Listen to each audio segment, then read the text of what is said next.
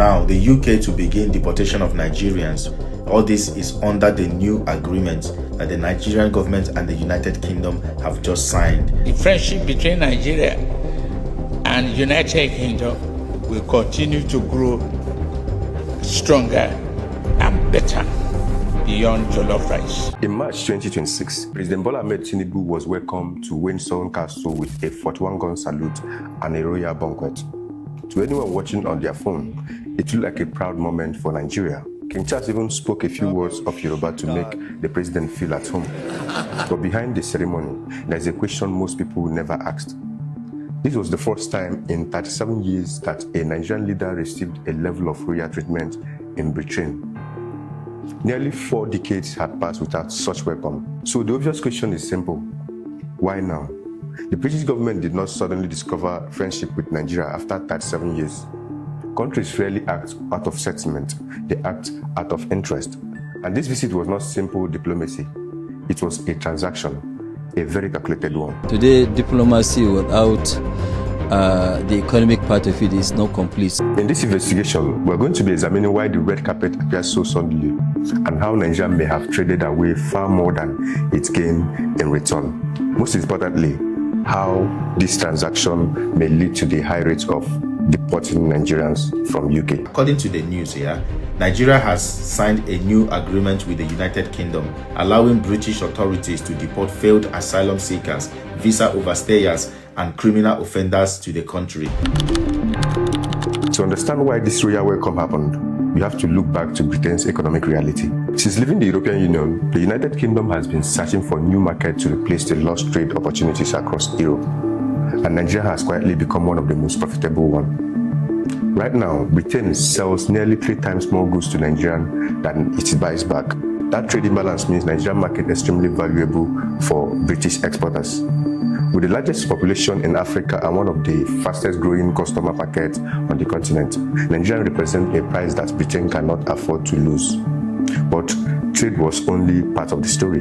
The second reason was far more urgent for British leaders, which is migration. For years, the UK government has faced growing political pressure over irregular migration and failed deportation policies. One controversial deportation plan alone reportedly cost British taxpayers about £700 million, yet only 4 people were actually deported. The policy became a political embarrassment. The government needed a new solution, one that would work faster and fewer legal barriers, and that solution required cooperation from countries like Nigeria. So the stage was set, and a royal welcome above the table. Negotiation beneath it was all we saw. The most consequential part of this visit was not the banquet of the speeches. It was migration agreements that very few Nigerians have heard about. For years, if the UK wanted to deport someone to Nigeria, it had to prove the person was actually a Nigerian. The individual would be taken to Nigerian High Commission, where officials verified their identity. If Nigeria rejected the claim, the deportation could not happen. That process gave a Nigerian a powerful form of control, a diplomatic veto over who could be returned to its territory. But under the new arrangement, Nigeria reportedly agreed to recognize something called a UK letter of verification. This is a document issued solely by the British government. In other words, British authorities can now declare someone Nigerian through their own administrative process without waiting for confirmation from Nigerian officials. For the first time, the decision about who is Nigerian enough to be deported could effectively be made in London. Supporters argue that the agreement speeds up cooperation between governments. Critics say it weakens Nigeria's sovereign role in determining its own citizens. Either way, it represents a major shift in how deportation decisions are handled, and it was one of the biggest wins for the British Home Office. Now, why much of this public attention focused on migration? The Nigerian government highlighted something else entirely. A £746 million loan meant to help modernize Nigerian ports. On the surface, it sounded like development financing, but the details tells a more complicated story. The loan reportedly carries interest rates higher than what Nigerian could potentially obtain from the institution like the World Bank or the development lenders. And there is another critical condition beneath it. More than £230 million of the loan must legally be spent on British companies and suppliers. That means a large portion of the borrowed money never truly enters the Nigerian economy. It's calculated back into British industry. steel manufacturers, engineering contractors, and logistic firms. Nigeria takes the debt, Nigeria pays the interest, but a significant share of the money goes directly back to the lender's own business. It's a financing model that benefits both government politically, but one that critics argue places long-term financial burden on Nigerian taxpayers. The concerns do not stop with the loan itself. They extend to who will actually carry out the port's construction project. Nigeria's Apapa and Tinkan Island port are among the most congested and economically critical gateways in West Africa. Modernizing them could reshape the country's trade capacity for trades. Yet the contract has reportedly been linked to the Chagre Group, a major conglomerate with long-lasting ties to the Nigerian political and economic elite. The company is led by billionaire Gilbert Chagre, a long-time associate of President Tinibu. Critics argue that such a massive infrastructure project should ideally go through a competitive bidding process to ensure transparency and best value for the public funds. Instead, the perception, fair or not, is that the project was steered towards a politically connected firm. The perception alone raises an uncomfortable question. Was the loan primarily about national infrastructure or about ensuring a small network of powerful interests benefit from this deal?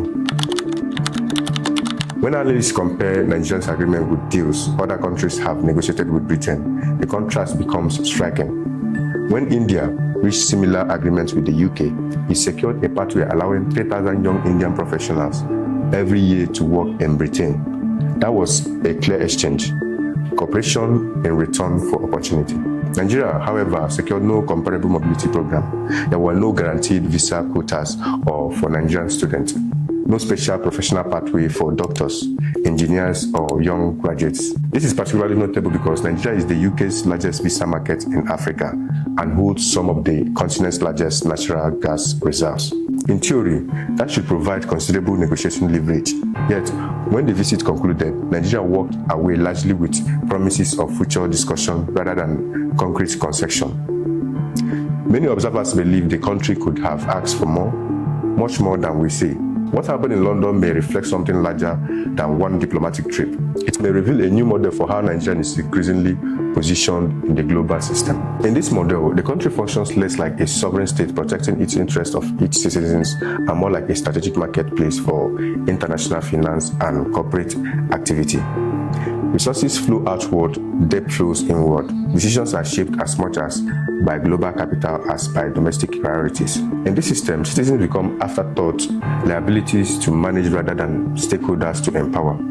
Migration agreements solve foreign political problems. Export credit supports foreign industries. Loans circulate back to foreign contractors.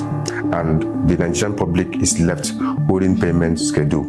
In conclusion to all this, when the president plane left London, the red carpets were rolled away.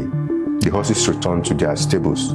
The royal banquet ended, but the consequences of the agreement did not end there. Nigeria now faces a reality where foreign authorities may have greater administrative influence over deportation decisions, and where major infrastructure projects are financed through loans that partly return to the lender's own economy.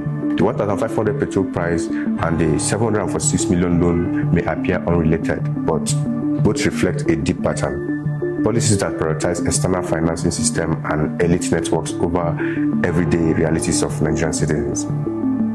State visits are often presented as moments of national pride, but sometimes they are something else entirely. Sometimes they are negotiations about the future, conducted behind closed doors, long after the cameras stop recording. And if a government is willing to trade away a piece of its sovereignty simply to secure a financing that benefits a small cycle of insiders, then the real question is no longer about diplomacy, it's about ownership. Who truly benefits from the deals made in our name? Because if the answer is not the Nigerian people, then the good carriage in London was never meant for them. If this investigation showed you the truth behind the ceremony, share your thoughts on this, and if you love the truth and want to be part of the truth, don't forget to like and subscribe. And until next time, bye for now.